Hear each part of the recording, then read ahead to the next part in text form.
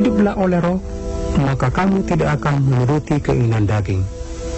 Sebab keinginan daging berlawanan dengan keinginan roh, dan keinginan roh berlawanan dengan keinginan daging, karena keduanya bertentangan.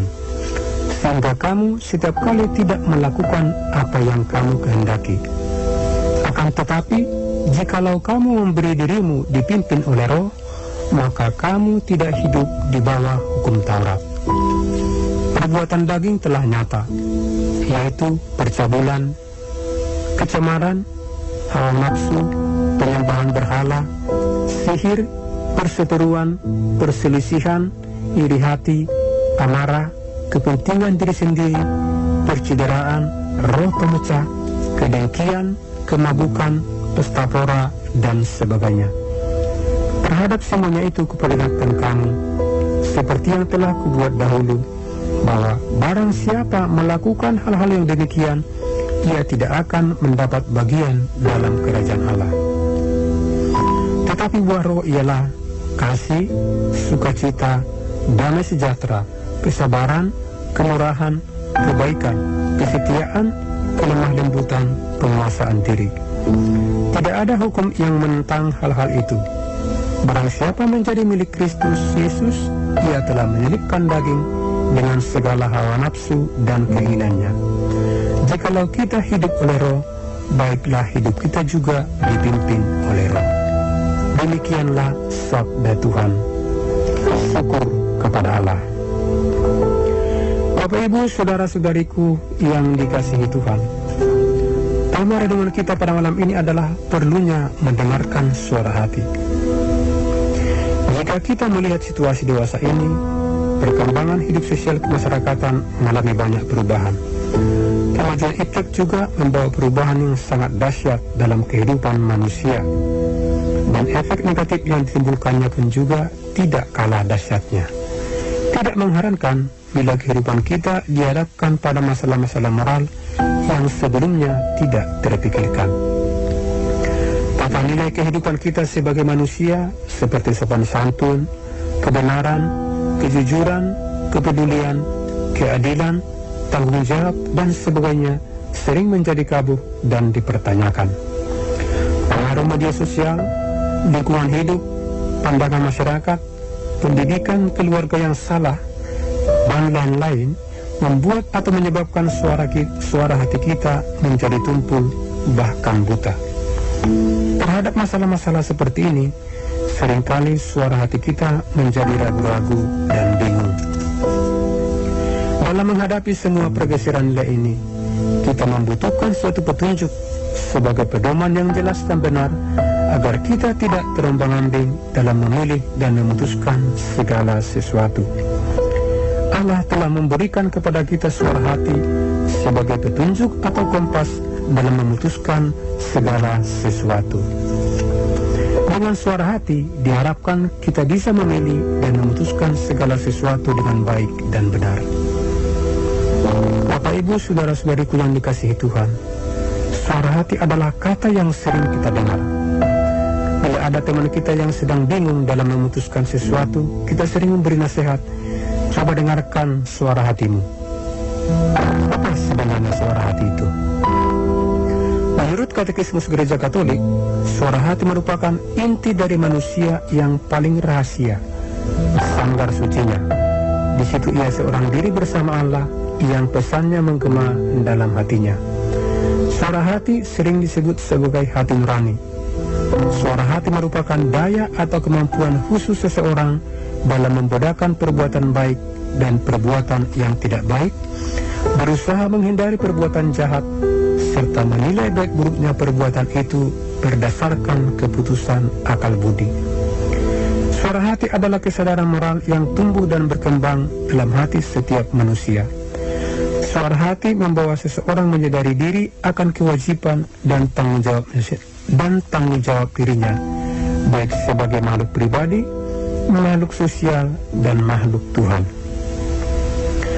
Santo Paulus selalu menasihatkan kita agar selalu berusaha memenangkan suara hati kita dan mengalahkan semua kecenderungan yang menyesatkan dan meruntuhkan martabat kita sebagai citra Allah.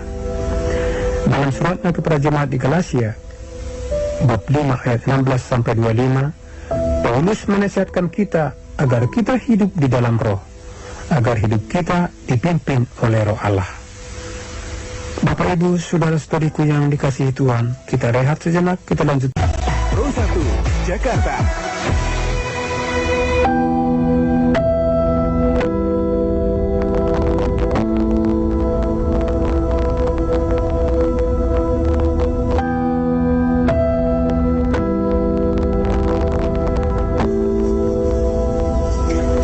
Para pendengar RI yang kami sayangi, dalam acara Mimbar Agama Katolik, hidup dalam roh maksudnya ialah membiarkan hidup kita dipimpin oleh roh Allah, membiarkan hidup kita dikendalikan oleh roh Allah sendiri. Karena di dalam diri kita ada dua kekuatan yang saling berlawanan, dua kekuatan yang saling tarik-menarik, yaitu keinginan daging dan keinginan roh. Dua keinginan ini seringkali berperang dalam diri kita. Kita sebagai manusia lemah seringkali lebih taat kepada keinginan daging. Itulah sebabnya Paulus mengingatkan kita agar kita hidup dalam roh, membiarkan hidup kita dikendalikan oleh roh Allah sendiri. Sebab roh Allah selalu membawa kita kepada perbuatan-perbuatan yang dikehendaki Allah. Paulus menjelaskan, kalau kita hidup dalam roh, membiarkan hidup kita dipimpin oleh roh Allah, kita akan mendapat bagian dalam kerajaan Allah. Sedangkan keinginan daging akan membawa kita pada perhambaan dosa karena hanya mementingkan kenikmatan dan kepuasan hawa nafsu. Paulus sendiri mengatakan, buah-buah roh ialah kasih, sukacita, damai sejahtera, kesabaran, kemurahan, kebaikan, kesetiaan, kelemah lembutan, dan penguasaan diri. Sedangkan keinginan daging adalah percabulan, kecemaran, hawa nafsu, penyembahan berhala, sihir, perseteruan, perselisihan, iri hati, amarah, kepentingan diri sendiri, percederaan, roh pemecah, kedengkian, kemabukan, pesta pora, dan lain sebagainya. Oleh karena itu, kita perlu setiap saat membina dan mendengarkan suara hati kita agar semakin peka akan roh Allah yang berbicara kepada kita lewat suara hati kita.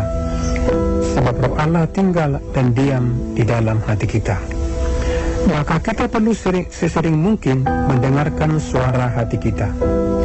Jika kita ingin mempertajam suara hati kita dapat merefleksikan kitab suci dan ajaran gereja tentang suara hati. Suara hati perlu kita bina terus-menerus agar semakin tajam dan peka akan kebenaran. Bagaimana caranya membina suara hati? Ada banyak cara dalam membina suara hati, seperti refleksi, introspeksi diri, berdoa, meneliti batin sebelum tidur malam, rekoleksi, retret, dan lain sebagainya. Meski sudah ada pedoman dalam membina suara hati, ada kalanya suara hati kita bisa tumpul bahkan sampai buta. Konsili Vatikan II dalam Gaudium et Spes artikel 16 mengatakan, tak jarang hati nurani menjadi keliru karena ketidaktahuan yang tidak teratasi. Namun karena itu ia tidak kehilangan martabatnya. Hal itu sebenarnya tidak perlu terjadi karena manusia berikhtiar untuk selalu mencari yang benar dan baik. Melalui dokumen ini kita bisa tahu bahwa hati nurani bisa keliru dalam membuat suatu keputusan. Oleh karena itu kita perlu untuk selalu belajar mendengarkan suara hati kita. Jika kita ingin melakukan segala sesuatu atau memutuskan suatu perkara, suara hati yang selalu bergema dalam hati kita perlu kita simak dan dengarkan. Sebab hati nurani berperan untuk memberikan pertimbangan, memberikan peneguhan atau evaluasi, menilai objektif atau normatif, logis atau tidak, dan mengacu pada pertimbangan moral. Suara hati juga bekerja dalam diri manusia sebagai petunjuk, sebagai hakim, dan sekaligus juga penghukum. Maka hendaknya kita selalu mendengarkan suara hati. Suara hati yang selalu bergema dalam hati kita hendaknya selalu kita simak dan dengarkan. Jika suara hati jarang dan bahkan tidak pernah kita dengarkan dan ikuti, lama-kelamaan ia akan melemah dan akhirnya padam. Kalau sudah padam, maka hati nurani kita akan menjadi tumpul. Akibatnya, kita bisa kehilangan kontrol diri dan akhirnya tidak tahu lagi mana yang baik dan mana yang jahat. Hidup kita akan diwarnai dengan ketidakpekaan akan nilai-nilai moralitas dan etika. Akan menurunnya kehidupan keagamaan kita. Kita tahu situasi demikian ini akan cenderung menjadikan kita orang yang tidak bermoral dan beretika dalam kehidupan bersama.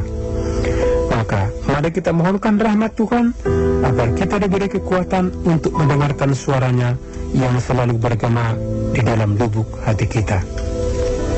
Semoga demikian renungan kita pada malam ini. Salam dari saya, Elias Limbung, penyuluh agama Katolik DKI Jakarta. Selamat berjumpa minggu depan di Radio RRI Pro 1 Jakarta, radio kesayangan kita. Amin. Tuhan Yesus memberkati.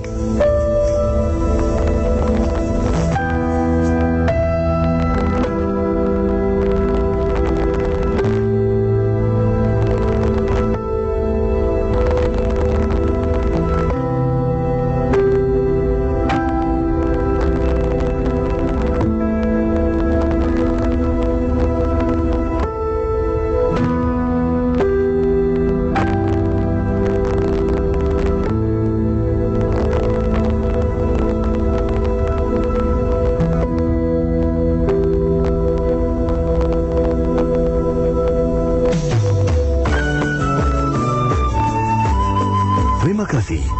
Anda telah mendengarkan Mimbar Agama Kristen.